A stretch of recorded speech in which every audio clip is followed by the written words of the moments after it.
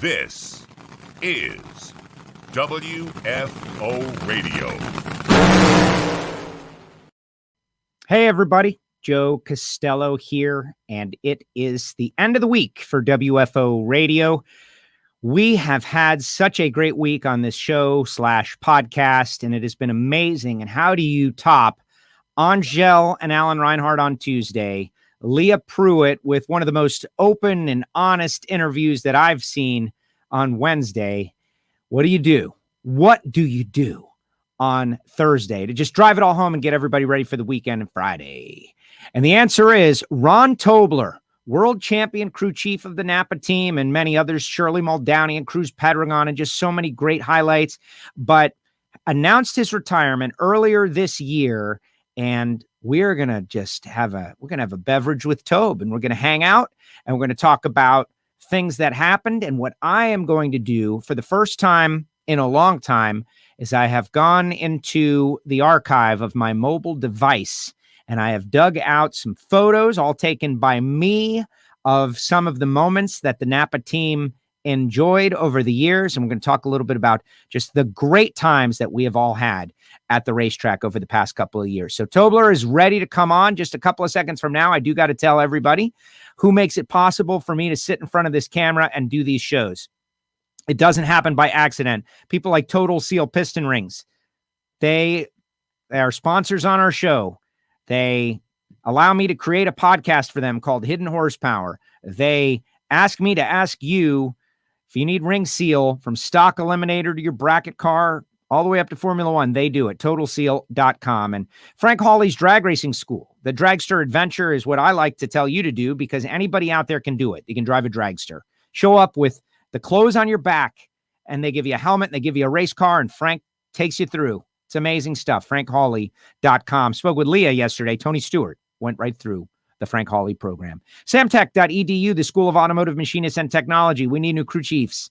We need new engine builders. We need new machinists, young people who are thinking, man, maybe I'll become an air conditioning repairman. You could do it. It's a great business. It's getting hotter and hotter. But wouldn't you love to be working on a race car or in a machine shop? The answer is yes. Go to samtech.edu.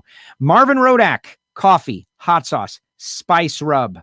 Everything great. Got grills down there in Fort Worth, Texas, and is a drag racer himself, involved with the whole funny car chaos, works on alcohol funny cars with Mark Billington, and he is a big WFO radio sponsor. If you want to try some exotic, world-renowned coffee, call Marvin, 817-924-6821. The folks at Nitro Fish help us out with our 10th anniversary t-shirt. I was going to wear my 10th anniversary t-shirt of WFO Radio, and then I realized I got the Tobler shirt. I got to rock the Tobler shirt. Tobler is going to be on the show. And one final thing, if you need a WFO Radio face covering, the CDC is now recommending you wear two of these with the variants. And there's like cloth one on top, the surgical one on the bottom, and that's perfect for the WFO Radio face covering. They're just $10, and I'll throw in some stickers too. Go to WFOradio.com. Some people bought some yesterday. That was great. Thank you so much. And there you go. But now, without further ado, it's time to get it on with a great friend who I'm so disappointed won't be out there working, but he'll be out there just the same, Mr. Rahn Tobler. Tobe, welcome back, WFO. How are you? I'm great, Joe. How are you? I'm great, but I'm also not great. When I saw the announcement that Rahn Tobler is retiring, I immediately selfishly thought, wow, there's going to be fewer fun moments at NHRA national events for me. Not that there won't be, because you know me, but there will be fewer with you hanging up the keyboard. But I understand. So where's your head at now that you've made this announcement? Well, my head is in a good place. It's not usually a Thursday afternoon at 4:00 that I'm able to enjoy a little vino. So that's one perk of being retired. You're enjoying vino. I had a bottle of Justin, which I knocked out last weekend, and I'm looking around. I didn't have anything to open. And honestly, I'm here by myself. You got Ellen there, so she can help you kill it. So I'm going with a little scotch. So cheers. Here's to you. Very nice. Thank you, Joe. Here's to you. You're very welcome. With my Death Star shaped ice cube.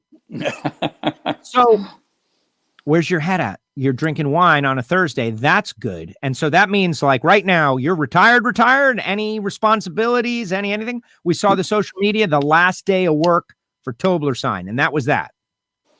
Yes, true. I did stay on another week. We sold Paulie and his team a rather complete race car. So I stayed on another week to facilitate the putting together and the delivery of that. But yeah, last Friday was my official last day. So, it was a big day. I kind of woke up Monday morning and I thought, wow, I've been getting up to go to work pretty much every day for 50 years. So it's definitely a change, but I think I was ready for it. But I enjoyed every second that I raced. I enjoyed all the people that I worked with. I loved the teams that I was involved with, but it just seemed like it was the right time. And I can understand. Of course, there's all kind. I know you did a show. You did Comp Plus yesterday, and you've been talking a lot. And so I don't know exactly like what's out there, what's not out there. But I thought about it, and just given the big question marks for the future, right? Like I think about myself. We're coming through this worldwide pandemic. There's just so many different things out there. You had such a great run. And if it's going to stop at some point, like, man, the timing does seem right. It does. And those kind of things, certainly the pandemic severely kind of hampered us last year going out and racing like we're used to. Not that we can't adapt. There's been a lot of people in this world that have had to adapt a lot more seriously than not going to 13 drag races. So, that's in my mind as well. But it just seemed like, 2021 was going to be my last year anyway. That's been like a 4-year plan. Don knew it 4 years ago. But I think the outlook for 2021, I hope, is going to be very good. But there were some things that kind of led to my decision that my wife and I just kind of decided that this might be the time to do it. And to spend time with Alan and do all the things that you love to do.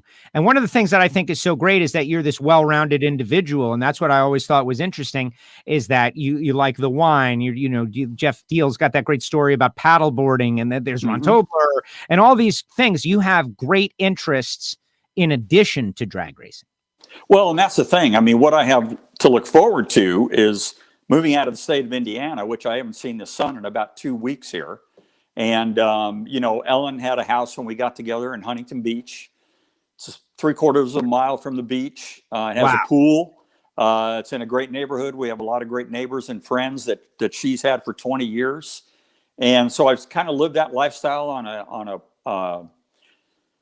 a small scale, going there for Pomona, going there for the World Finals. The couple of times that I visited there a year, I could see that was going to be a very nice lifestyle. And we have our bikes and we could ride down to the beach.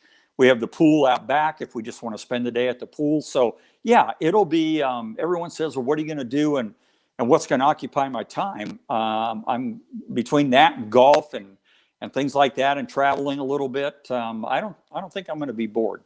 You're not going to be bored. You are going to be okay. So listen, we've seen the wine artwork in the background. Turn your camera a little bit so you're more in the middle. We saw the wine artwork, and we see Snoop there, man. Snoop, you got Snoop. Snoop does wine. I was just seeing Snoop the other day. Snoop the other day. Well, there you go. Snoop does wine. Snoop does wine. Where's Snoop? Snoop's out of the picture. That's fine. That's fine. All right. So yeah, I want to just have a conversation. I was going through my phone and I was finding, like, you were so kind to invite me to wine night the first time. And I've been on the tour for a while and it was great. But the social element was usually limited to hotels, hotel bars, after work, that kind of wind down. And everybody knows the wind down process is real. Like, you got to have that. Otherwise it's go, go, go. And one day you're like, hey, do you drink wine? And then I started going to the wine night, obviously. But what you might not know is I was a fan of the Napa team prior to that. And so over the years, I kind of snapped many different photographs. Like, here's one in the winner's circle. And so I've got, and people don't know, I'm a moment capturer, right? So I've got all these great, amazing moments that I've captured over the years that just sit on my phone waiting for it to die and to be lost. Here's another one. Look at those two guys. Yes. Do you know where that was? Do you remember a moment like that? I can't remember. So that's Capco. So no, I don't remember that. I was at Englishtown. That was in Englishtown 2016, the championship year. Yes. And, when you think back at the run with Caps, like I would have invited Ron on the show. Of course, he's always been, willing to come on our shows, but I kind of wanted to talk about him, and it's always different when someone is there. Like, I'm reading Snake's book. I don't know if you've been reading the book. I'm about three quarters of the way through. So Snake talks about Caps in a way that, like, all right, so you've worked with Shirley, you've worked with everybody, you've worked with Doug, you've worked with the greatest of the greats.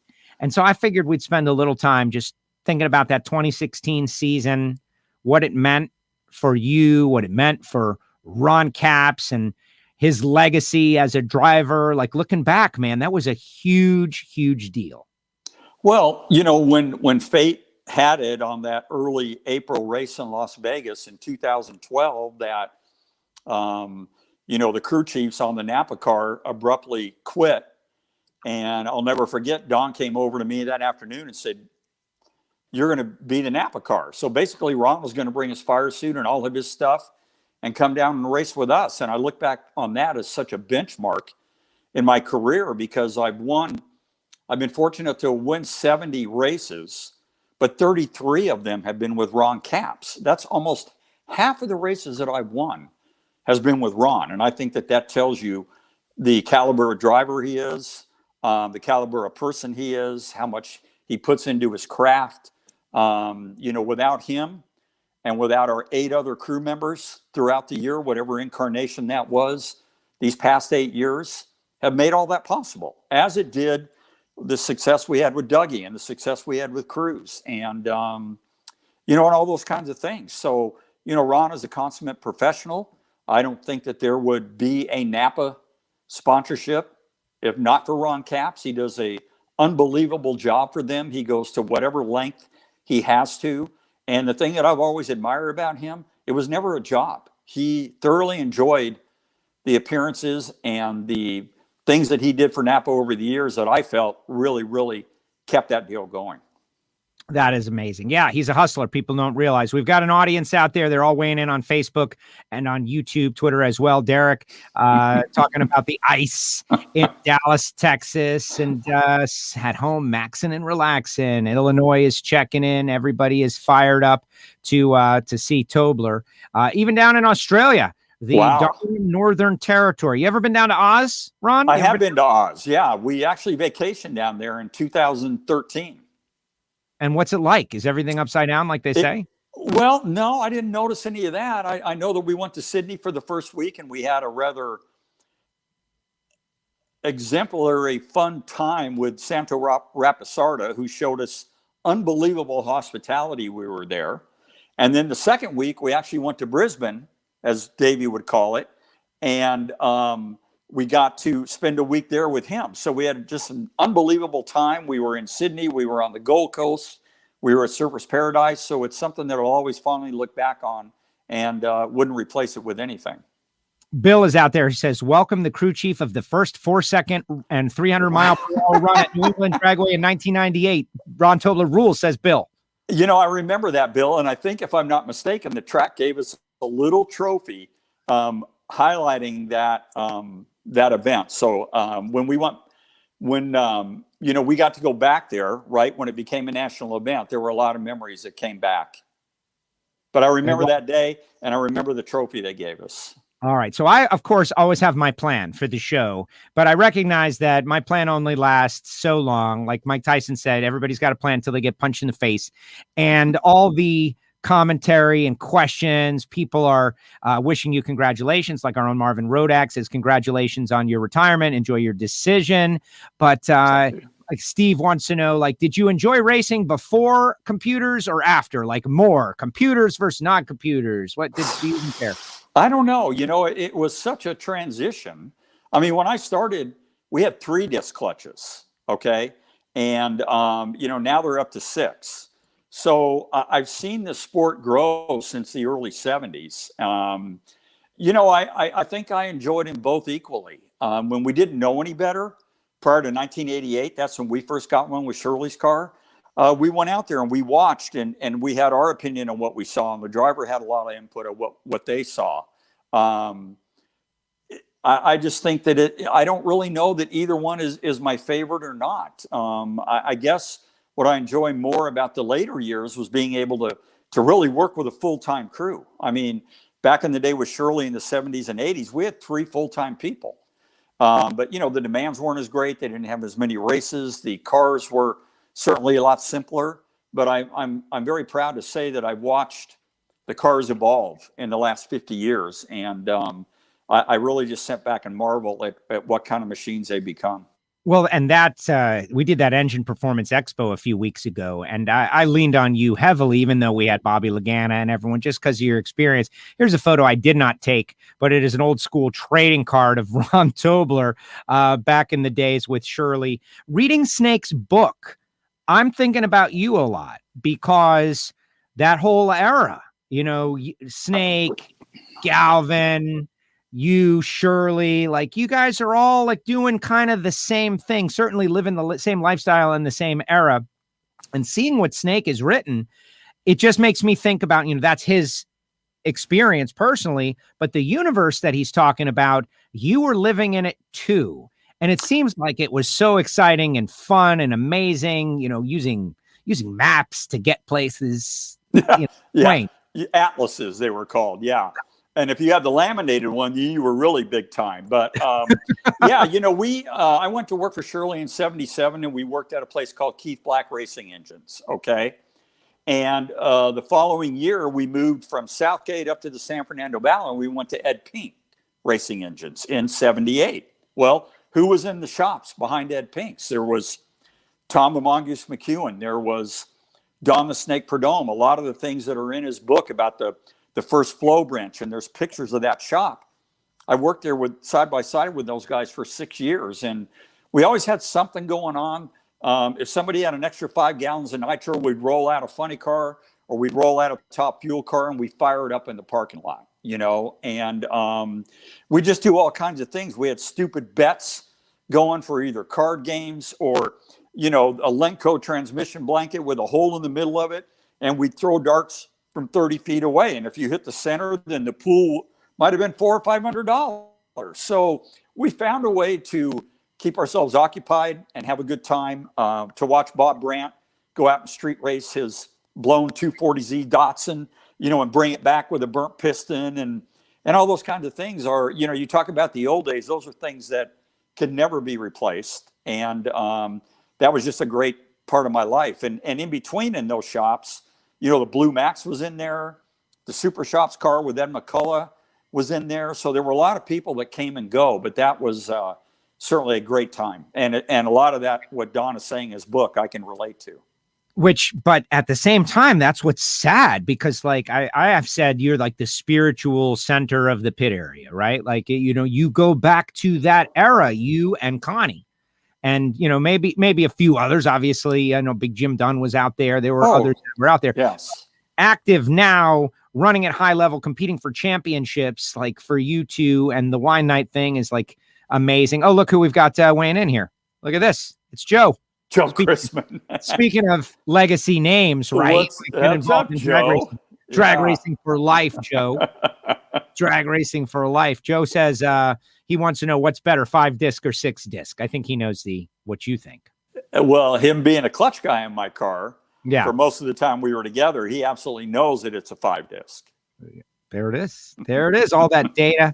Okay. Mikey says, need to hear about your taste in music. Now, we've covered this before, but people don't understand. They just don't get it. Like Tobler, experienced, older gentleman, gangster rap, West Coast. Explain. I'm not really sure, except I did go to school from kindergarten to 10th grade in Inglewood. Okay. And that, I'm not sure if that instilled any of that into me, but we're talking in the 60s. So hip hop wasn't even around. So I think really what, and I mentioned this the other night, what really did it for me is when the very first Chronic album came out that Dr. Dre put out in about 92. And I can remember being in our shop in the Valley, not at Ed Pink's anymore. We actually had a shop at our house and just playing that CD over and over and over again. And it kind of morphed into, here we are almost 30 years later. And it's a musical genre that I enjoy, not only the music, but I enjoy the culture. And really, what other music do you see that you can spin your TV around on a daily basis and see some kind of documentary about Snoop and Biggie, or I'm sorry, Tupac and Biggie, or Wu-Tang Clan, or Dr. Dre, and it's either on Reels or it's on these varied stations. But to me, there's no other music that really kind of has drawn this kind of attention that people are really, really interested in. And I guess I would fall into that category. So I love the culture. I love the music.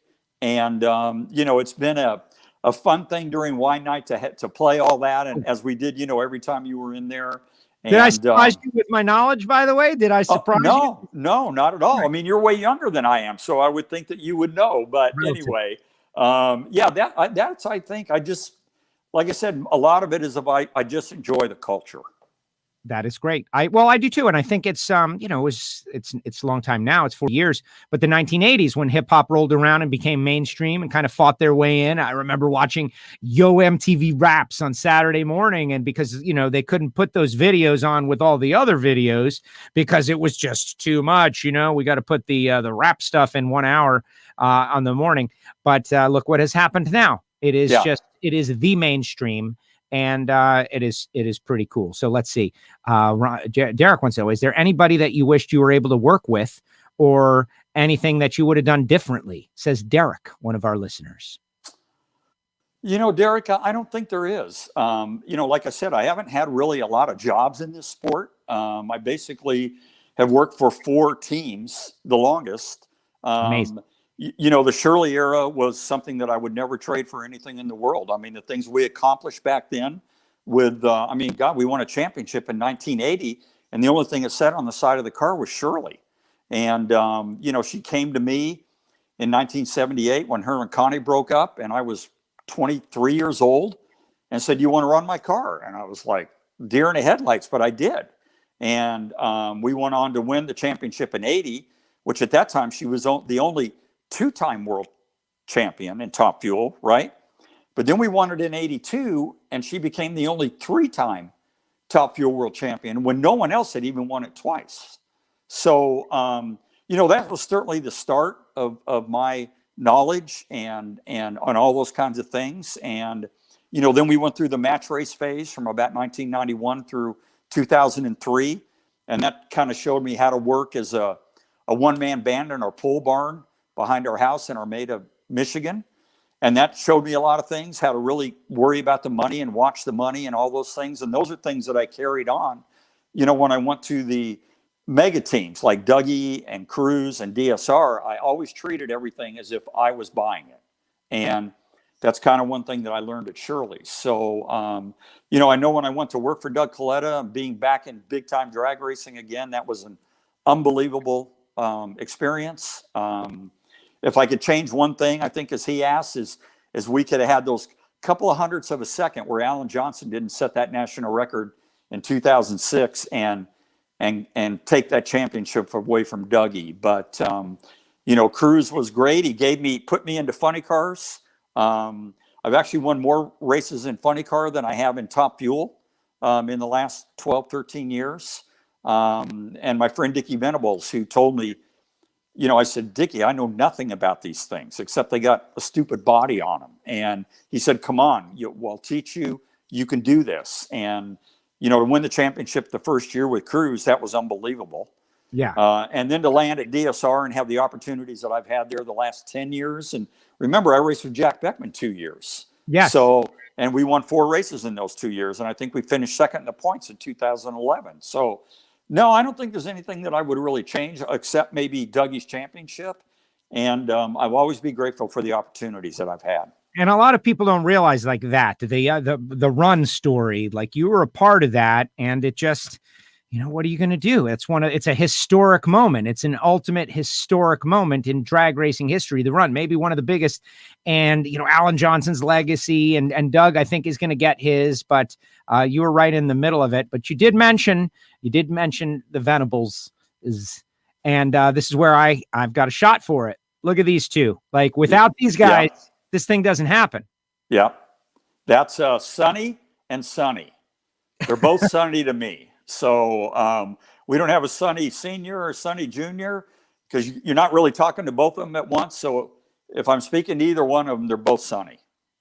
That is awesome. Well, I took that at Dallas a couple of years ago. Dickie's just got a thing for Dallas. I don't know what it is, I guess, but he's got that place locked down. Yeah, he does very well there. That is definitely true. All right. So people are weighing in out there on the Facebook. So let's see. So what names have you shared? Oh, no, we can't talk about that yet. Not yet. Just stick around, though. Stick around. I got time. Oh, here's someone who says that you regret not getting to work with Marla. Is that true? I do regret not having gotten to work with Marla. Marla's a great gal. She worked at DSR when I was there, along with her husband, Mike. And we had a great relationship. She's a good friend of mine. And I know I heard from her a lot after I retired. And I know she has a baby now. I think it's a little girl. But yeah, Marla is great. And I would have loved to have worked with her. All right. So I'm going to play a video now, also coming from the Joe Castello archive. This is 2016. I was not doing all the races for the National Hot Rod Association yet. And I had said to my dad, I was like, Dad, listen, let's go out to Pomona. Let's be there for the finals. I want to go to the banquet anyway, even though I wasn't doing all the races at the time, because caps. And what you don't know, obviously, you can't work in the sport and have favorites and all. But Caps drove for Snake. I was a fan of the Snake when I was just a fan, right? Caps drove for Snake. Caps is still going. Caps needed to win a title. 2016 was the year. So We're going to go. Let's see if we can bring this up. This video. 2016 Auto Club Finals. Ron Caps about to become Funny Car champ.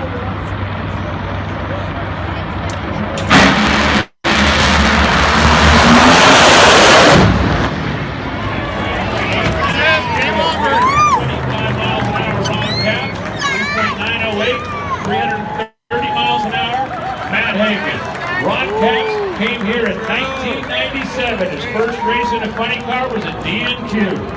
After 20 years, 446 Sunday starts, 614 round wins, 49 race wins, 4 championship runner-ups. Ladies and gentlemen, Ron Caps is the 2016 Mellow Yellow Fun Car World Champion. It's official.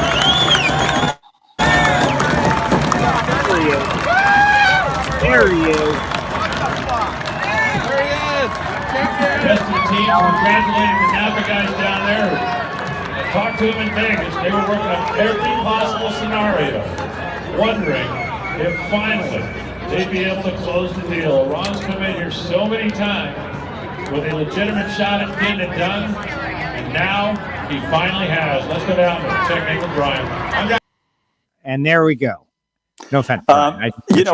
It's great to watch from a fan's perspective in the grandstands and see an event like that and listen to the comments. But that was a great night. I will say that I was kind of happy to sew it up that night because I've been in a lot of Sundays where sometimes it went our way and sometimes it didn't. So, getting that sewed up that evening, we were actually racing Dickie for the championship that year. And all we had to do is basically qualify. I think we had enough points going in that even if he out-qualified us by a little bit, there was no mathematical chance, and that's ended up what happening. But for the two of us to be side by side and Caps to get to the finish line first, it was great. And for him, I mean, that's the epitome of what he's always done all his life. And I don't think there's anyone more deserving to be world champion than Ron Caps. Oh, I agree. But you got to do it. And if he hadn't have done it, it would have been one of those situations where we would have all been like, well, Ron Capps is a great race car driver regardless. But, like I think of Dan Marino, I don't know how much you follow the NFL, but Dan Miami Dolphin was unbelievable, but he never won the big one, and everybody tortures him over it to this day. But guess what? Capps won it. And that was the year, and you guys did it together, and not just you and Ron, but a whole team. And that brings us to, I guess, the negative thing that happened in 2020, in addition to our worldwide pandemic, the loss of our friend Eric, which I think, like, I don't know if it's true or not, you tell me, but like that had to be part of it, man. That's as a gut punch to all of us. Like, after Dominic had his thing, I didn't have the capacity to imagine there was something worse that could happen, but 2020 served one up for us. Not to bring it down, we'll bring it back up, but mentoring Eric along the way. What people don't understand is that when, the dynamic between a crew chief and an assistant crew chief is that, you meet Thursday morning in an airport. Okay. Even if you don't come there together, you get on a plane together, you get a rent-a-car, you go down, you arrive at the place you're going to, you're in a rent-a-car, you go to dinner on Thursday night. We basically spend those 5 days, every waking moment together. And in sometimes obviously good and bad situations where the car's running good or it's running bad or whatever. So you form a very close bond with these people, that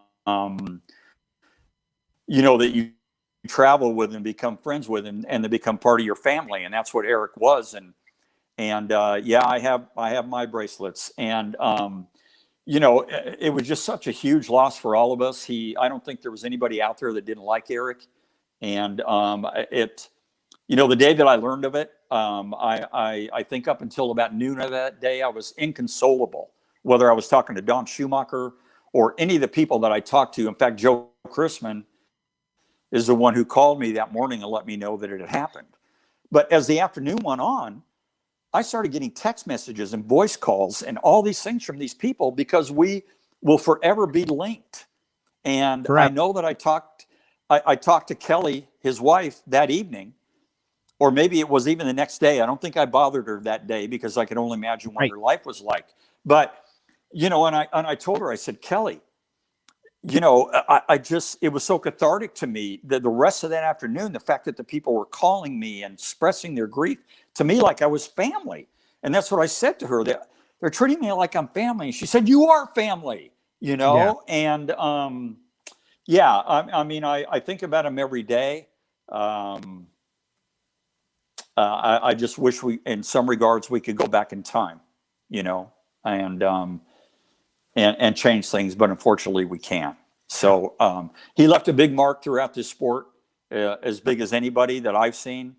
And I think he'll always be remembered for the person that he was.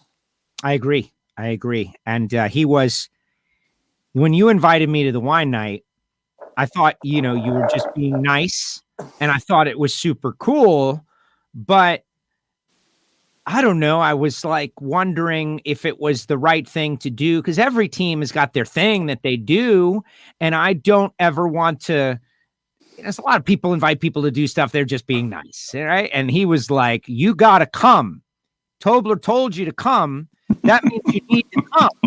And it's cool. And text me. And here's my number. And text me before you're coming. And I'll make sure and it'll be perfect. And just trust me. And not that I had any doubt, but I just would never, ever, ever want to happen into something, at the wrong time.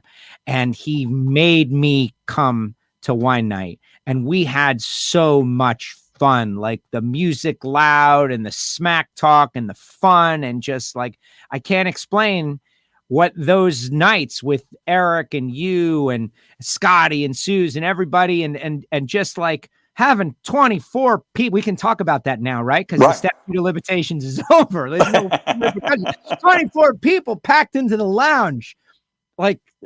It was insane. It was. And it was such a coming together point. And last year we couldn't do that. Obviously, we weren't going to do that with COVID. We weren't going to have 24 people in that small space. And it was, we were told by DSR that we needed to like disperse when we were done with work and all the things that we were supposed to do to deal with the pandemic. And that was fine.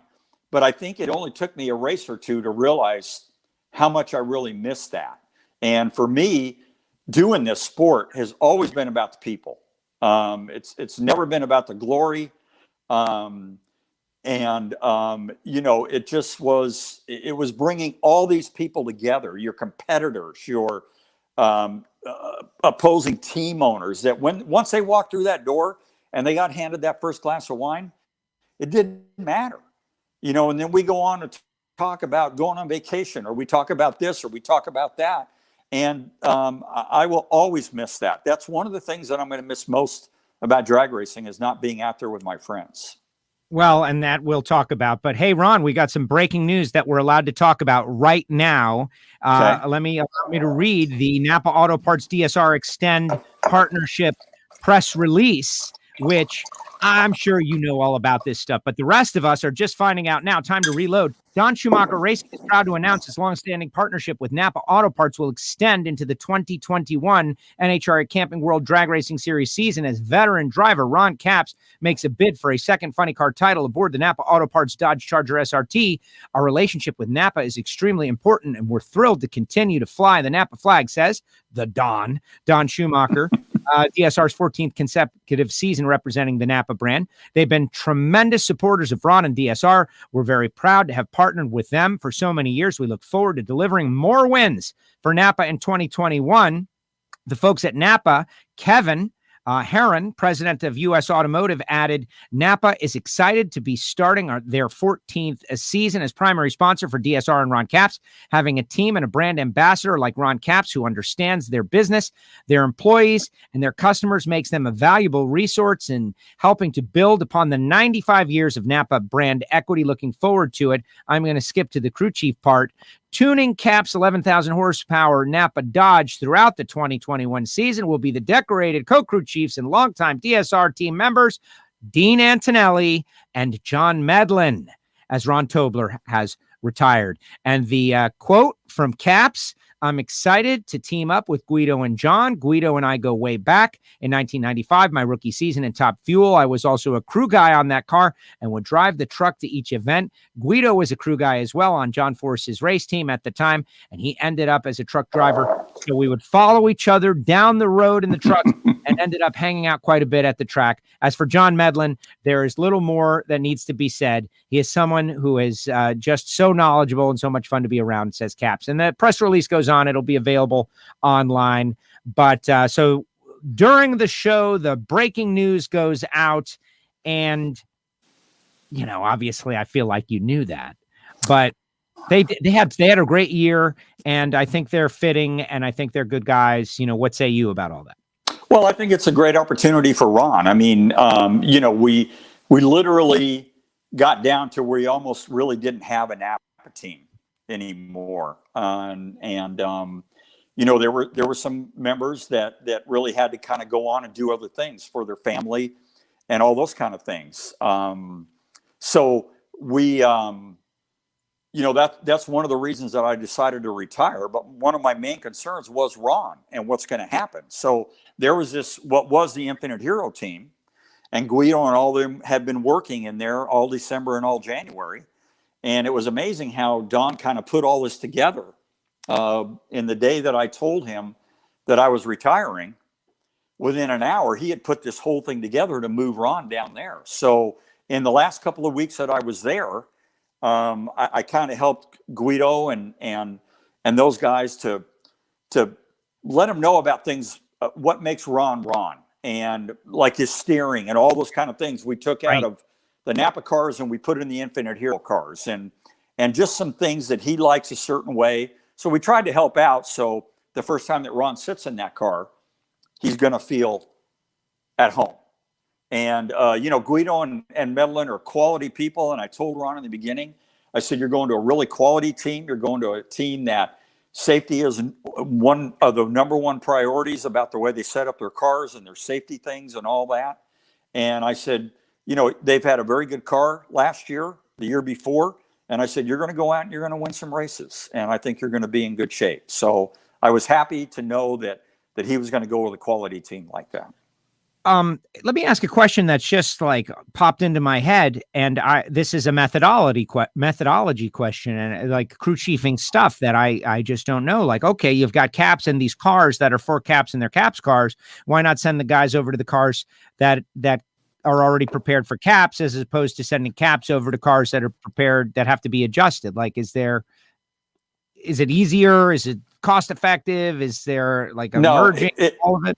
No, it's like when we took over the Napa team.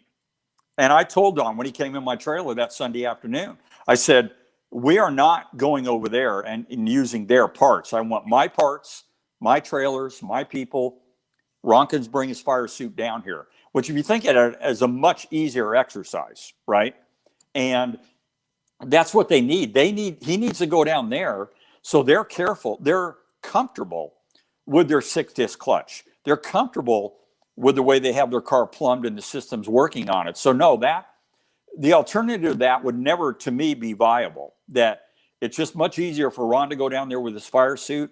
And we were just trying to make him feel comfortable. So when he sat in there, a lot of the things were going to be the same for him. But I know that kind of strategy makes all the sense in the world to me. And I wouldn't want to see it done any other way. Got it. No, well, listen, I think it's great. And we had big breaking news during the show. Tobler's on WFO. This is definitely worth subscribing on Apple Podcast and Spotify. All right, let's go through some of these other photographs I've got. And then I want to talk about the future, like this one, Winter Circle. Look at this guy. Yeah. The Crunk Cup. How did that start? How did that start? Like, where does that come from? Well, I have all these stupid little quirks. And actually, a lot of them started when I went to work for Doug Coletta. And one of the things that I do is whenever we win a race, I will go down on my scooter and I will get in the race car and I will drive it back to the winter circle and then drive it back to the pit area.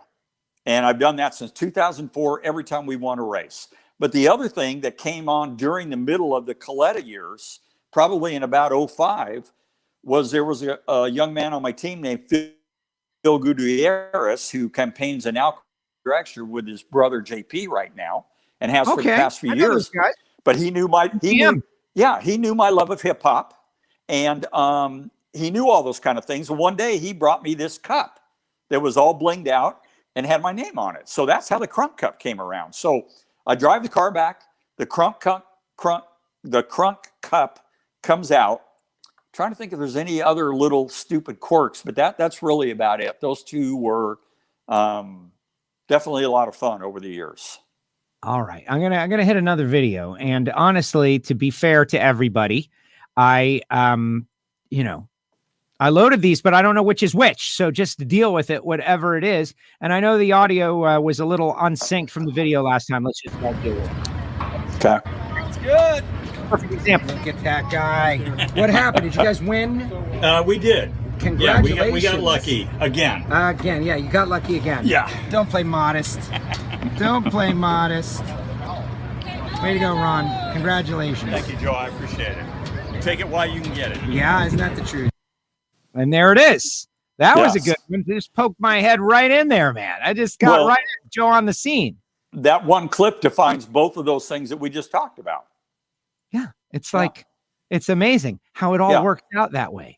It's amazing. Like the WFO, people think it's just this random exercise, and yet somehow it seems like organized chaos. Here's another Tobler interview. Let's see what we got. Let's see this one. What's up, World Joe? Champion Rahn Tobler. Let me get the thing. You just won again.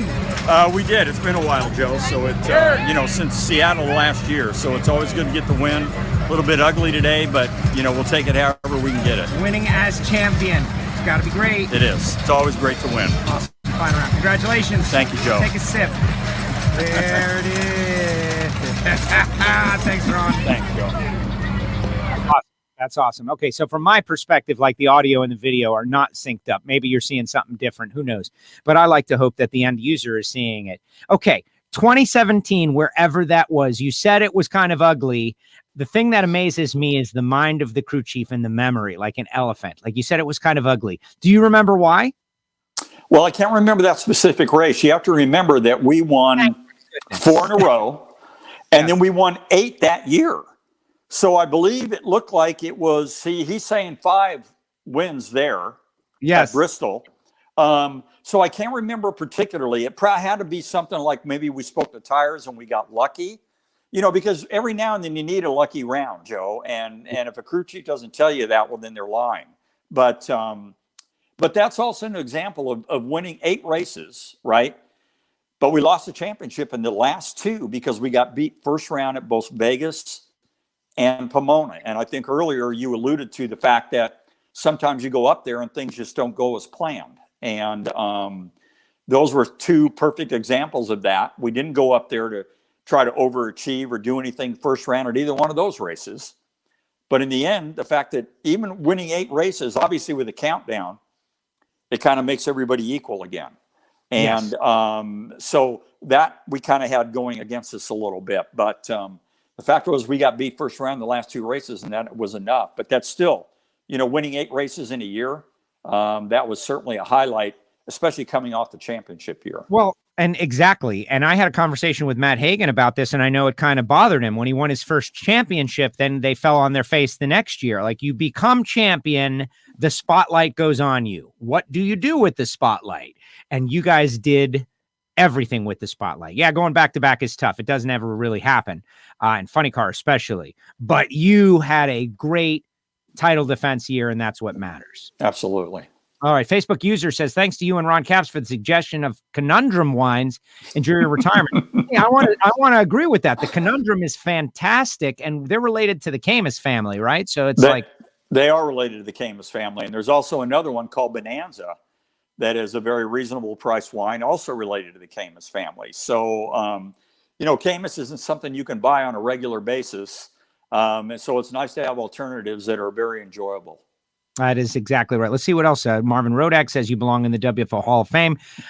That's it, Marvin. The WFO Hall of Fame is going to be launched. We're going to have our first class real soon. What are you drinking right now, Tobler? Well, what I'm drinking right now is this little wine that's it's a 19 Crimes, and it's called Cali Red.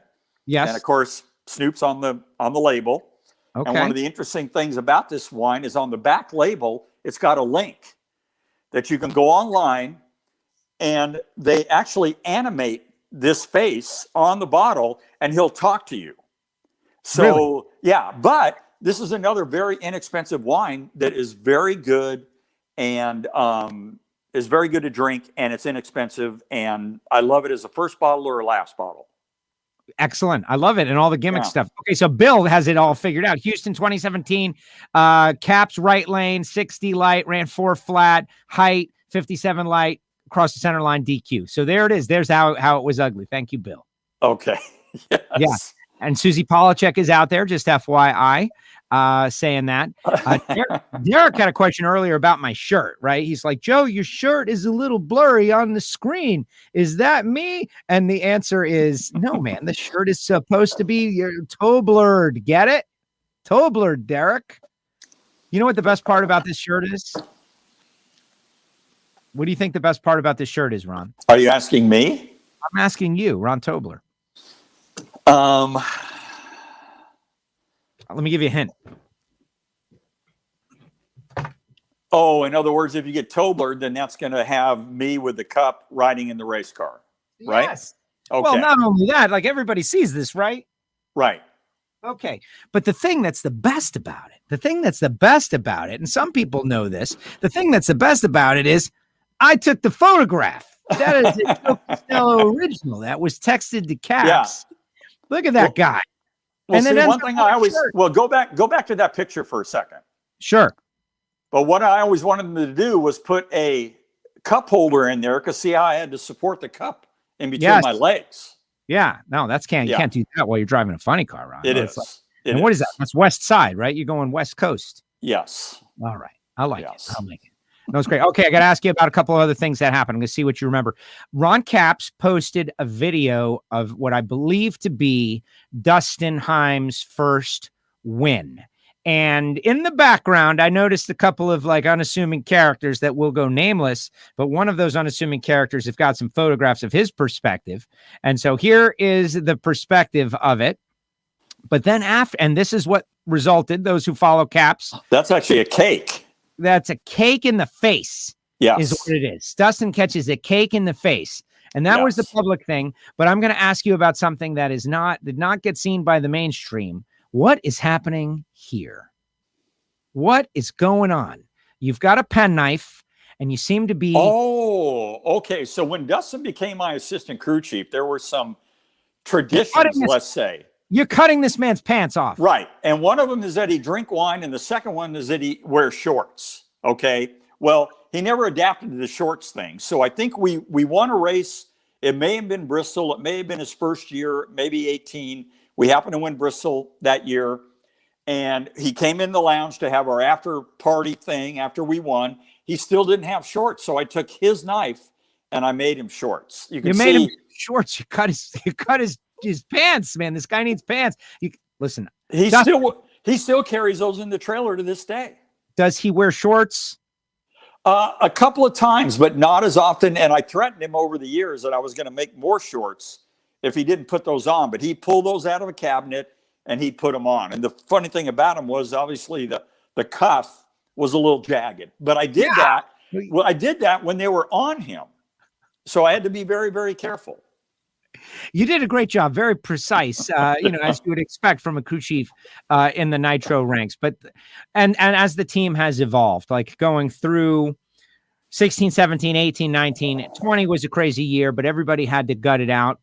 You were able to keep a lot of guys there. You were able to keep a cohesive team, and that's what mattered. Now, obviously, the band is breaking up, and like Chris Afflerbach is going sports car racing. Right. I think that's going to work out. Booger as a sports car guy. Like, we got the wine and the cheese part right. How do you think that's going to work? Oh, I'm sure he'll do fine. He was always a great employee and did a great job for us. And I'm sure, hopefully, they will appreciate what they have there with him. And I hope that he goes on and does very well, as I hope all of my guys who have moved on do very well. Yes. And Keith wants to know if we can buy this shirt. Like, I guess I would sell you the shirt, my shirt. I would sell it for the right price, Keith. But if you mean if it's available, you got to talk to Caps, man. Caps needs to make this shirt, I think. If I remember right, Caps made those shirts. Lisa Caps I texted him the photo just because it's a cool photo.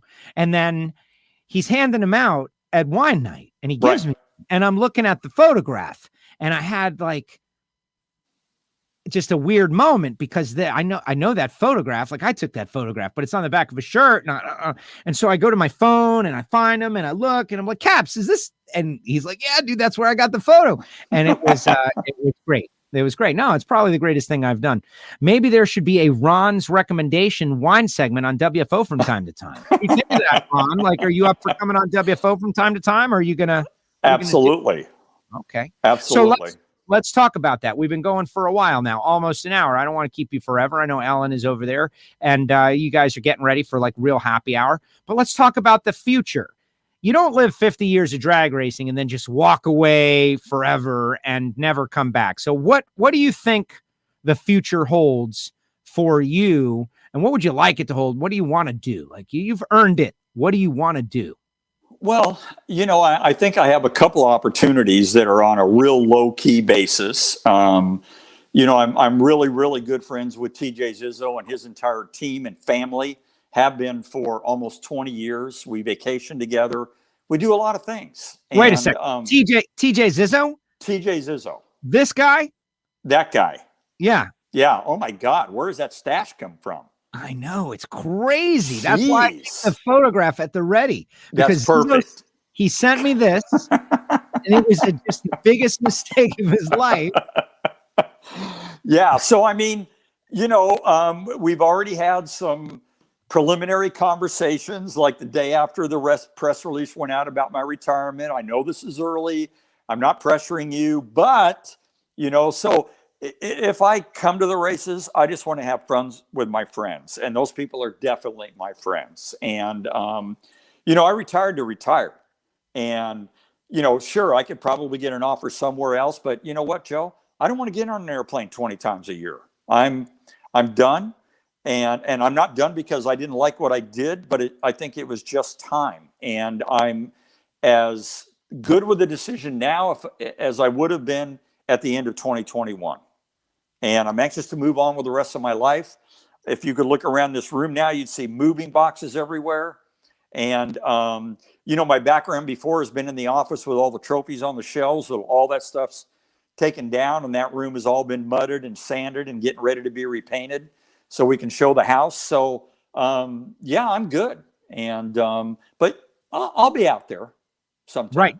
Well, that's great. So those will be the Zizzo nights will be where the wine night happens, which is great. Yes. And everyone will be super excited to have you back out there. First of all, my situation is not guaranteed. Like, I'm going to be at the Gator Nationals this year, which I'm excited.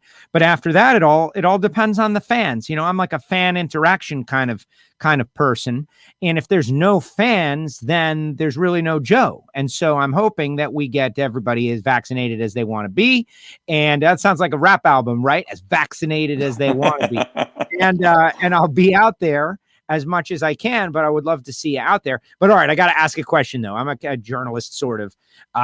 Somebody backs up the truck to Rahn Tobler and says, "Tobler, man, it's 2022 and I want to make a run at the championship and we're ready to back up the Brinks truck to Tobler. Are you available?"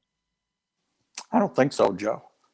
It's really not about the money right now. If it was, I would have stayed in my job. But it's really about Ellen and I embarking on a game plan that we've had since we were together.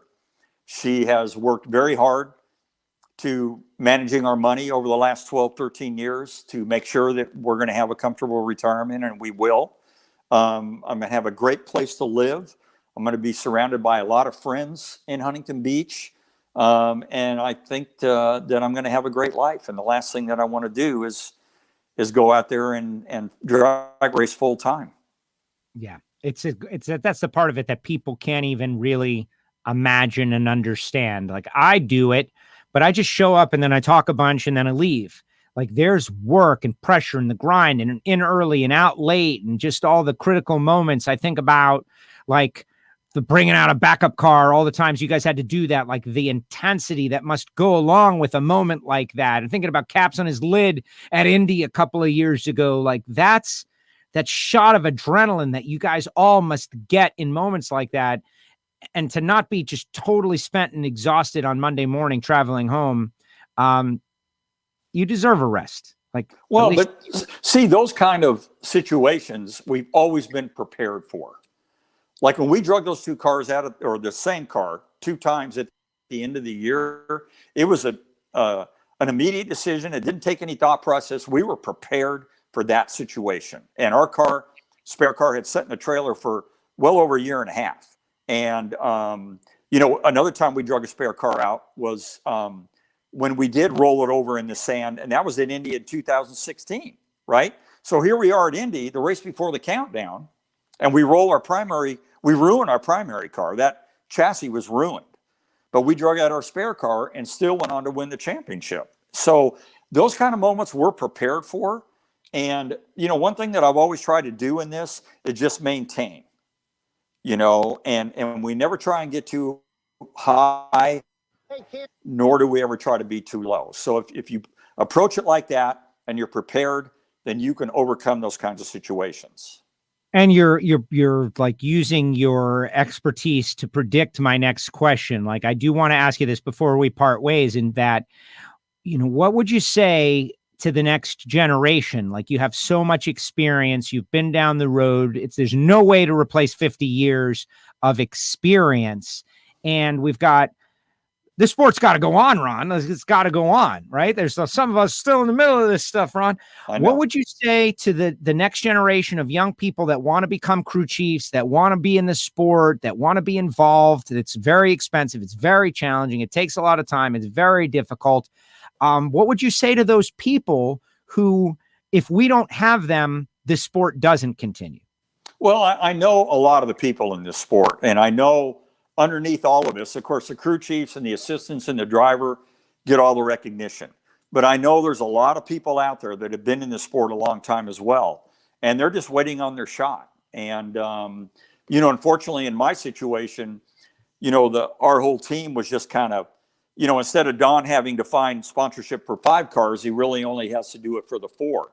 So, these situations I think are becoming more and more rarer because there are not the opportunities out there like there used to be.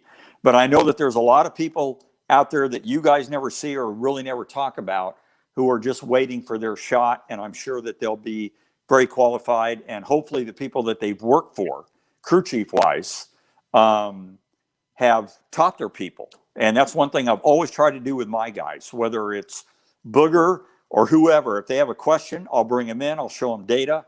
I'll tell them why we made this decision. The people aren't involved with the every run decisions. So hopefully other crew chiefs do that, and they're teaching their people. And the next Rahn Tobler or Dick LaHaye or Tim Richards are out there. They just need to have their shot. The 339 mile per hour run.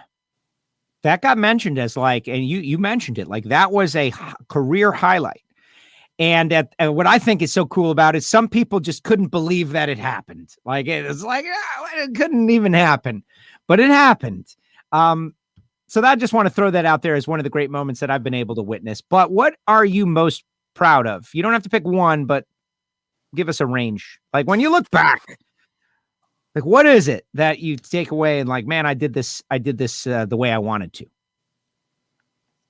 I think I would have to go back and just kind of condense all that into, I've had great opportunities and people have put me into the position to do what I've done or we've done as groups. And, I don't know that there's any moment that I'm more prouder than others. I know winning the championship in 1980 with Shirley. We went in there and there were 4 cars that could have won the championship. We qualified 9th. And in those days, 9 ran 16. And we had to run the number 1 qualifier that was Marvin Graham, who we were competing with for the championship. And Ontario Motor Speedway that year was very much a 1-lane racetrack. But yet we didn't have lane choice first round. We beat him. We kept lane choice the rest of the day. And we ended up winning. And, to go into a Sunday with 4 cars that are eligible to win, not on a mathematical basis, but really had a good chance to win, I would have to say that was one of my highlights. But again, I can't pick just one particular moment, Yeah, no, I can imagine. I love that you go all the way back though to 1980. And when you're talking about that, I can't help but think of the movie Heart Like a Wheel, right? And we all saw that was the first big drag racing movie. And you're, one of those people is playing you. You lived that experience. One of the great things about that movie was being able to remember the days when someone would yell something to you out of the grandstands and you'd actually throw the crew cab dually and park and jump out and hop over the fence and go up and mix it up in the grandstand. So I know they portrayed that, but those kind of things happen. Now I realize in this current corporate climate that wouldn't be so good. But when you ask me about the old days versus the new, there's some of those things that are, I'm not saying appealing, but were unique at the time. And moments that I'll never forget from that aspect. Wow.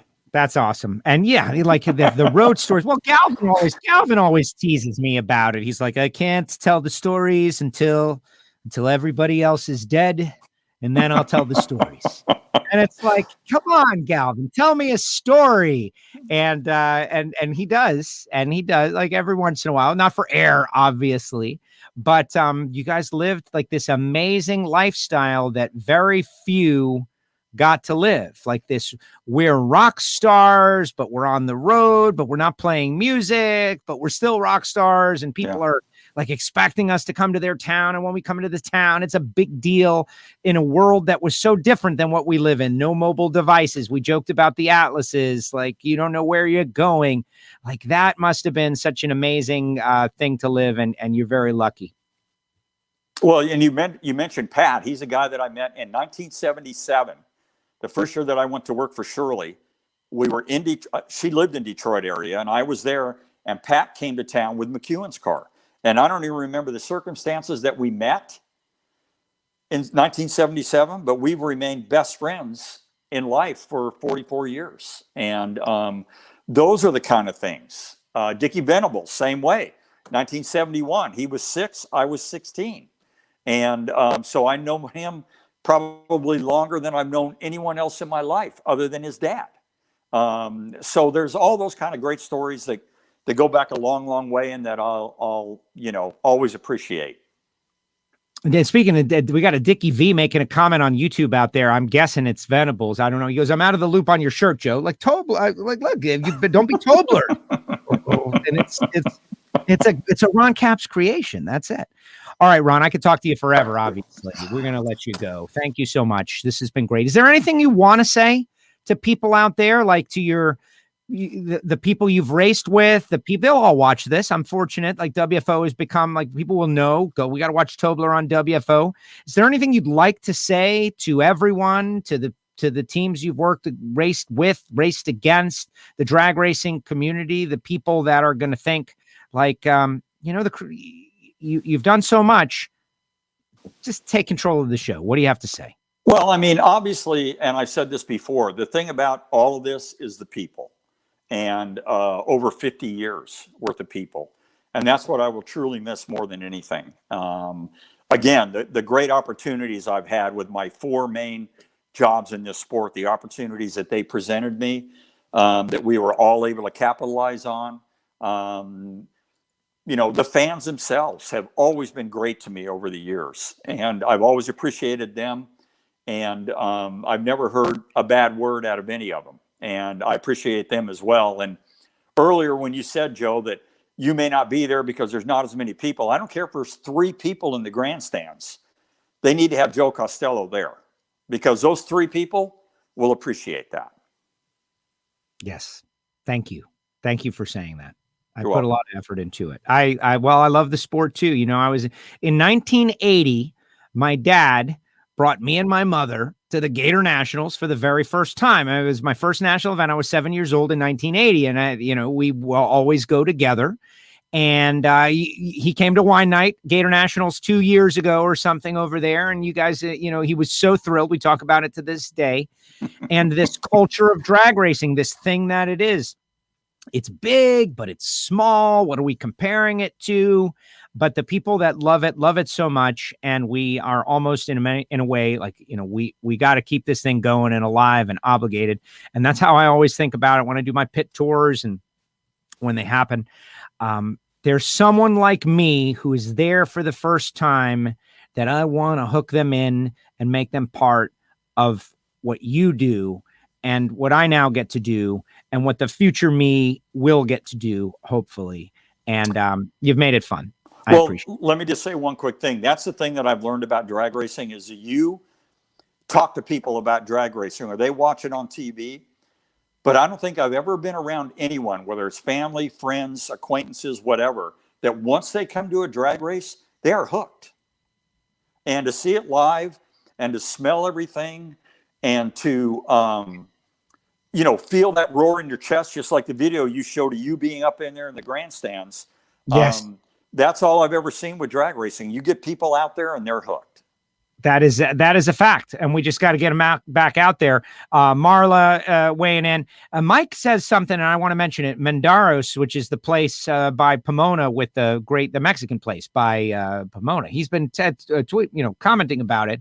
Do you have any stories from there? The taco shop by Pomona? Because that's pretty good. No, it is. And there was a lot of years, particularly, I think in the 80s and 90s, that we would go there as soon as we got to the racetrack. So, great Mexican food and right opposite of the racetrack, and always enjoyed it. All right. Rapid fire before we let you go. Okay. Okay. Tour. Favorite restaurant. The whole tour. Where do you like to go the most? Wow. Yeah, I know. Tough questions. It's WFO. It is tough stuff. Because I've been all over the country. Yeah. I'm sure Ellen's probably watching this and screaming at me, but wow. Yeah, restaurants. You're a foodie. I know you're into the wine. I am, but Joe, there's so many. If you wanted to pick a venue or a racetrack, that would be one thing. But it's got to be one. There's got to be something that pops out in your mind. You can give a range. Yeah, I would probably say New York City. We actually went with Guido and his wife one year and went to this place called the Hunt and Fish Club. Okay. It's on 44th. And then you're going to love this. From there, we went to the Apollo Theater for whatever they call their Wednesday nights, amateur night. Yes. We took Guido and Kelly and Ellen and I went from the Hunt and Fish Club to the Apollo. That's incredible. And that's something Ellen and I have done 3 or 4 times. You've been to the Apollo. Like, that's an amazing. Several times. Well, and that's the thing that we didn't even touch on, which I'll get you with in a second. Like, okay. All right. So favorite track on the tour, for whatever reason you want to say, like racing accomplishment is what everyone will assume, but maybe that's not what you want. Maybe it's like the fun stuff around the track. Well, the fun stuff would have to probably be Brainerd. And that would be the fact that when I got with Ron in 2012, I don't think I've ever really been to the zoo. And he took me that first night in 2012. And going through there with him was like the rock star, a rock star. You want to go to Caps's Corner or the bars or whatever. So that has really been a place that I look forward to going to. And we lately have been renting pontoons out of there. And Napa always provided us with fishing guides. So I'd probably have to say Brainerd. Hear that, Zizzo? There you go, Brainerd. There you go, Brainerd. All right. What is the coolest, and this is the final question, I promise. Okay. What is the coolest, like most fun, not drag racing thing that you got to do because of drag racing? Like you mentioned, like the Apollo, you mentioned, I'm thinking about rock stars and concerts, and you got caps and people are coming in and coming out, and you've probably been able to do something amazing. Like I've heard stories of caps doing amazing stuff that would never have happened if not for drag racing. I'd have to say there were 2 things. It would be, we have a friend of ours named Kevin Bai, who is the lighting director for Elton John. So over the last 10 or 12 years, we've seen Elton in Vegas at Caesars probably 5 or 6 times. We've seen him in other places on the road. To be able to go backstage or sit at the lighting board with Kevin has been a phenomenal thing. We kind of went through the same thing with Styx in the 80s. We must have gone to 50 Styx shows in the early 80s. We had hard cards that we could walk into any venue. Wow. And go to their dressing rooms and hang out with them. But I'd say overall, like year after year after year, would be going to Sonoma to go wine tasting.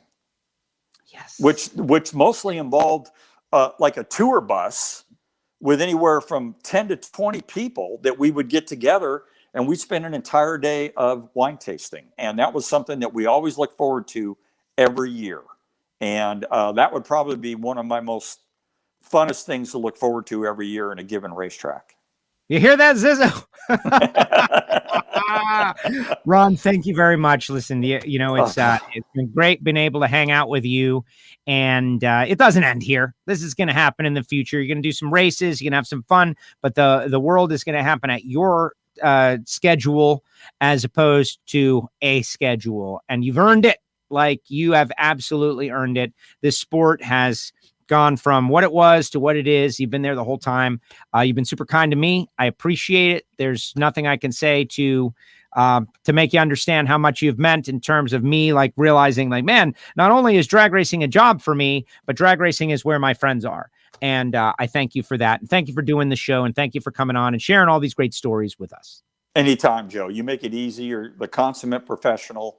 And I enjoy a professional relationship with you, and I mostly enjoy our personal. So thank you very much for having me on. Thanks so much. I like I said, it's amazing. And let's get back to normal, and then who knows what is possible. Please say hello to Ellen for me. I will. All right. Bye, Ron. Take care. Bye, Joe. There he goes. Rahn Tobler with us here on WFO Radio. Wow, what a week. Apple Podcasts, Spotify, SoundCloud, subscribe. Join the show. Ron was incredible. Put your comments in the comments section, final comments on this show. And look, I can see him down there. He's like still drinking. He's drinking wine. Ron, this is for you. I know it's almost over, but what a great job. And you've got to have fun. That's it. Look, whatever you do, you've got to have fun. Big thanks to the people who support WFO Radio. It's been a great week. Leah yesterday was just tremendous.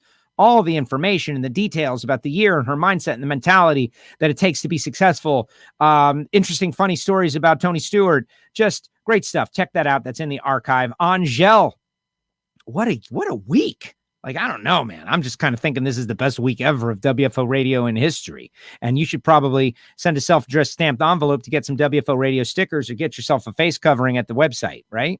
WFOradio.com as a vote of, yes, this was the greatest week ever. But it's also because of these sponsors, these people who make it possible. I got a couple more videos I'm going to show. It wasn't working so great when I just, the audio and the video sync wasn't exactly there. But bottom line, we had a great time.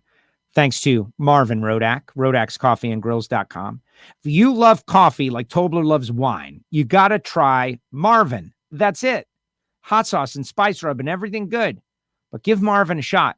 817-924-6821. And I know like the shipping and having it shipped is a challenge, but you should just order a lot more. That's what you should do. And samtech.edu, the School of Automotive Machinists and Technology. Start your education at full speed for the next generation of crew members and crew chiefs out there. They're heavily involved, and it's a great place to get started. Total Seal Piston Rings, the leader in ring seal technology. I'm super excited about 2021 with Matt Hartford and that team. And we've got episodes of Hidden Horsepower if you like engine building, and podcasts about engine building, and an occasional Warren Johnson story that's not about engine building. You definitely want to listen to Hidden Horsepower. Check it out. Frank Hawley's Drag Racing School. FrankHawley.com. The Dragster Adventure, where you can drive a dragster. I know. They just put you in a car. You just show up. Now, courses start at $399, right? I'm going to put a price on it. And some people are going to go, oh my God, it's $399. And some people are going to say, that's all? And for me, that's what I think about it.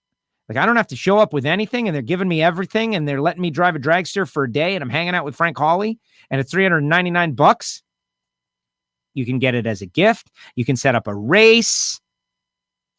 It's a no-brainer. And the folks at Nitro Fish Racing, Bo and Randy Lynn, they gave us a promo code. If you want the 10th anniversary t-shirt, WFO20, do it. Now, if you want a face covering, they're still very important. Still very important. Like, you're going to have to wear one in a lot of places. But two, why not rep WFO? It's $10, and I give you the face covering and some WFO stickers, and I fill out the address by hand. That's got to be worth something. And, you're helping the show, WFOradio.com. And this address, if you don't want the face covering, I'll just send you the stickers for free, but you got to pay the postage and do the busy work. Come on now. I was happy that I got to put my Zizzo pick up there. I've got a couple that I just are the go-tos, like fun and funny stuff. You guys are putting your comments in the comment section. Let me show you a couple of the other things that I came off my phone. My phone is just loaded with good stuff, like this guy, who is a big part of all of this, and a very what happened, wonderful. Starting. I don't know. What happened, Joe? Did you win? We won. Are you coming on the show? You coming on WFO? Always. There it is. So listen this week. Thank you. Listen how destroyed my voice is after a weekend of racing. Like, destroyed. So I thought it was funny. And thinking about that championship season, there were a couple of big moments Rahn Tobler and Ron Capps had together. This is one of them, the 50th win. It was a Seattle win that happened in Brainerd, if memory serves me correctly. Oh,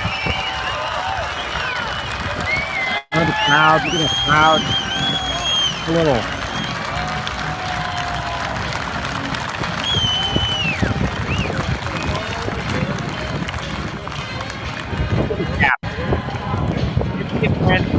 Around the ball.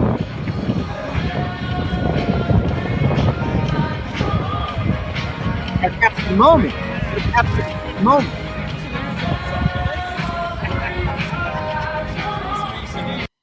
And there you go. That is very cool. And the final moment that I think, remember, like, nothing is guaranteed in this world. Nothing is guaranteed. You hear it all the time. Like, that person is so good, they deserve something. And it's unfortunate, but it's kind of a cruel universe that nobody gets anything just because they deserve it. You got to go out, you got to earn it, you got to take it.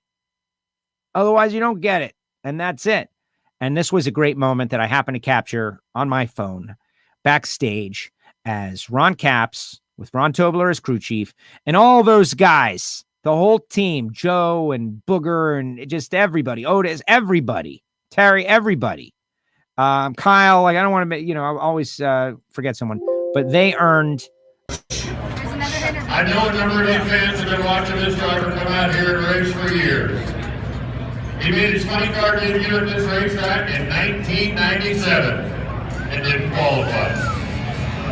20 years later, 446 Sunday starts, 614 round wins, 98 final round, 49 race wins, 4 times he has been a champion of the Cup, and yesterday he locked it up.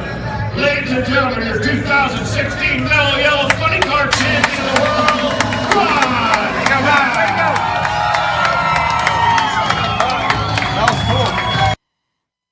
And that is what it's all about. And I get to see these amazing things, and it's, I'm not worthy of just being able to see this if you love drag racing, except I try to capture moments. And I've got so many amazing moments in the year that I don't always get to share them because, we're working and moving on. And does everybody care?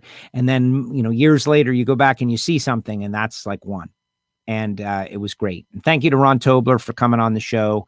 Thank you to all of you for listening. And we love when you share the show with your friends and invite new people to listen to WFO. And our Facebook page is growing. Our Facebook group is growing. Our YouTube channel, not growing so much. It's not really growing at all. Subscribe and click the bell. It's WFO Radio TV, because these wrestling fans had the original WFO. Wrestling fans only, what? And they fortunately gave it to me. But eventually, WFO Radio TV, you can find a subscribe, click the bell. All right, now I'm diving in, and this is it. This is a happy hour show, final show of the week. We'll see what you guys got going on. And I'm ready to read the final comments. Susie, what's up, Susie? The best, Tobler, no doubt. Okay, let's see. San Dimas Wine Shop was a great trip when we were there. I wish I could tell who that was. Sounds great. I didn't know there was a San Dimas Wine Shop, but I'll go there. And of course, San Dimas High School Football rules. Mike says, great interview. Thank you so much. No, thank you, Mike, for checking it out. Please join us all the time. Alan Reinhardt on the call of that fantastic intro to Ron Cap's championship, by the way. And did you know that Alan Reinhardt is on WFO Radio each Tuesday? And this week Angel was on. Do I need to say her last name? I don't think so. And Leah and Tobler. Monica says, great show, great interview. Mike says, did an amazing job. Not really. It's just Tobler. We need WFO flags. Yeah, like the one in the background that I gave to Sue Morris for because she's going to fly it at the track. But we're working on more swag, guys. Nitro Fish Racing has got the WFO Radio 10th anniversary t-shirts. And then go to the WFO store at WFOradio.com for various swag. We're ramping it up. We know our audience is. This is like a... we don't have a massive audience. We're going up against we're the mom and pop store going up against the big corporations. You think of MRN and PRN, and we're WFO. We're our own thing. I am the sole owner. This is me trying to make my living. Buy a face mask. There you go. Ricky says, thank you. And I am straightforward with the shameless plugs. Thank you, Cody. Thank you, Jeff. I'll be at the Gator Nationals. What is there to say besides the best of the best? Great guy, super humble. Yes. Damn, Joe, that was awesome. Thanks, buddy, says Brian. Thank you, Brian, who's watching on YouTube. Great show. Ron is a true professional. Absolutely. And when I think I shared the story about Eric, right? Eric Lane, when I know how a clutch works, but not really. Like, you know something, but not really. And I went to them and I was like, Ron, can I talk to Eric? And Eric pulls me out there. This is the clutch. These are the stands. This is what happens. 20 minutes. It was in Dallas. I took time out of the day to make sure. So I was like, okay, I now understand what's happening. Could I build one like Michael Gwynn? No. Like Joe? No. But I understand now how it's working. And it was just those things, they stick out in my mind. I'm appreciative. Caught it late due to work. Look forward to watching it all later. Yes, and sharing it on your Facebook, Craig. Thank you very much, Craig. of the Northwest Nitro Fanatics. Scott says, great show, Joe. Join the NASCAR Fantasy group. Yeah, we've got a NASCAR Fantasy League. Anybody want in on that? I know you're drag racers, but get in on it. Maybe you'll get your name on the trophy. Designed by Tom Patsis of Cold Hard Art. What an incredible show. Rahn Tobler was awesome indeed. And there are a lot of people that are in that pit area that are amazing individuals. Amazing individuals that, you just don't get the long form opportunity to spend time with them, hanging out. Warren Johnson on Hidden Horsepower, that would be a barn burner. Yeah, listen, it's all in the works. And if you want to get Warren's new book authored by Kelly Wade, we've got a link in our WFO store. You should get it. And Warren is going to be on the show eventually. Joe, tell Rizzo he has more hair on his upper lip than on his head. What, are you talking about Zizzo, TJ? TJ Zizzo? Why'd you send me this, TJ? Why'd you do it? Because he knew I would have fun with it, and he understands that comedy comes first. Way to go, TJ. Comedy comes first. Zizzo. Great job last weekend, too, bro. Yeah, brah. That was a hell of a good time. I listened from Bakersfield all weekend long. Brah. Thank you. Talking about NHRA.TV, the Division II race at Orlando Speed World. It was great. Can you believe they're going to have the second one next weekend at South Georgia? I won't be there for that. My next race of any kind of announcing is the World Door Slammer Nationals, Pro Stock, Pro Mod, Orlando Speed World Dragway. Be there. Thank you, Monica. I don't need all the puffing up, though, folks. Enough of the sucking. Just kidding. But it's true. Love attention to the pits. Thank you very much. Subscribe. Patreon. Yeah, these are people who pay for inside information on the show. They pay a monthly. They kick it in. It's pretty great. Derek is one of them. I definitely will. Super excited about the Door Slammer Nationals. Yeah, me too. It's going to be great. Let's meet at Menderos. I'll buy you your first burrito. I'm a taco guy, man. I'm a taco guy. Me and Jason Logan went there a couple of years ago. Alan Reinhardt brought me there for the very first time. I love it. It's fantastic. I hope to be back at Pomona in California sometime as soon as is possible. I have just found out that I can buy that wine here in Australia. What, the Conundrum? Do it. Monica says, you need to do a yearly subscription. And what's the right number for that, Monica? They'll let me do a yearly subscription. What, instead of the monthly? The monthly's a problem, a yearly subscription? What's the right subscription for a year of WFO, Monica? You tell me. We'll put it in there right now. Let's find out. Value the show for a year of WFO patronage and everything. What's the right number? Gotcha. Marla O'Gwyn. If you come through Nashville, please let Michael and I know, Joe. Thank you very much. You two, those two, great couple, great friends, a lot of fun. Nashville, plus our Grammy Award-winning listener, Gary Corbett, is also there. And my friend Moneyman is also there. Got a lot of friends in Nashville. So why would I not? Sounds like a whole lot of fun. And just like that, boom, WFO is over. Feel like this was a very successful week. We're ramping up to the start of the season. The Amalie Motor Oil NHRA Gator Nationals are really just about a month away.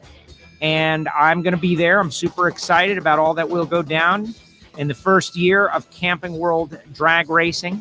And as much as, I'm going to miss Rahn Tobler, I feel like I'm obligated to carry his spirit forward and have a good time and enjoy it. And yes, the Tobler shirt are blurry on purpose. I don't think Caps could have ever imagined it would look so good on computer.